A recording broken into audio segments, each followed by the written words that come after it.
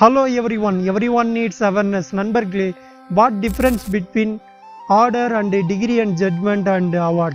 இந்த டேர்ம்லாம் young lawyers and advocate தெரிஞ்சிக்க வேண்டியது ரொம்ப முக்கியங்க. ஆர்டர்னா சிபிசி அண்டர் செக்ஷன் 2 சப்கிளாஸ் 14 படி ஒரு வழக்கில் IA interim application MP miscellaneous petition நம்ம ஃபைல் பண்ணுறோம்னா, ஃபார் எக்ஸாம்பிள் அதில் நம்ம stay or interim injunction order கேட்குறோம்னா அதோட ப்ராசஸ்லாம் ஃபஸ்ட்டு நம்பரிங்காகவும் தென் நோட்டீஸ் சென்ட் பண்ணுவாங்க சம்மந்தப்பட்ட பார்ட்டிஸ் ஆர் கவுன்சிலுக்கு. தென் அவங்க கவுண்டர் ஃபைல் பண்ணுவாங்க. தென் போத் சைடு ஒரு ஷார்ட்டான ஒரு ஆர்குமெண்ட்ஸ் நடக்கும். இதுக்கப்புறம் ஆனரபிள் ஜட்ஜஸ் பாஸ் பண்ணக்கூடியதாங்க ஆர்டர். எய்தர் அலோட் ஆர் டிஸ்மிஸ்னு சொல்லக்கூடியதாங்க ஆர்டர்.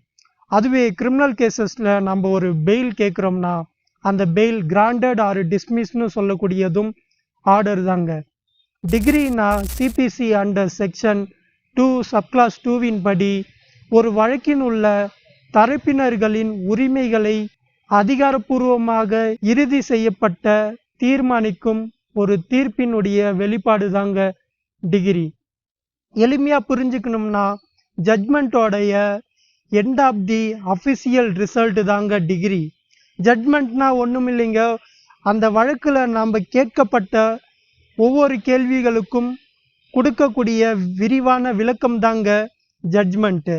ஜட்மெண்ட் என்பது அந்த வழக்கினுடைய இறுதியான ஒரு நிலைங்க.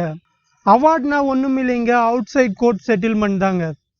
Court refer to the Lok Adalat. For example விபத்து சார்ந்த வழக்குகள், பேங்க் சார்ந்த வழக்குகள், இந்த மாதிரியான வழக்குகளுக்கெல்லாம் கோர்ட்டு லோக் அதாலத்தை ரெஃபர் பண்ணுவாங்க. அந்த லோக் அதாலத்தில் 2 தரப்பு வழக்கறிஞரும் 2 தரப்பு பார்ட்டிஸும் அப்புறம் ஒரு நடுவரும் இவங்க எல்லாரும் சேர்ந்து இறுதியான ஒரு முடிவுக்கு வருவது, அதாவது செட்டில்மெண்ட் பேசுறது.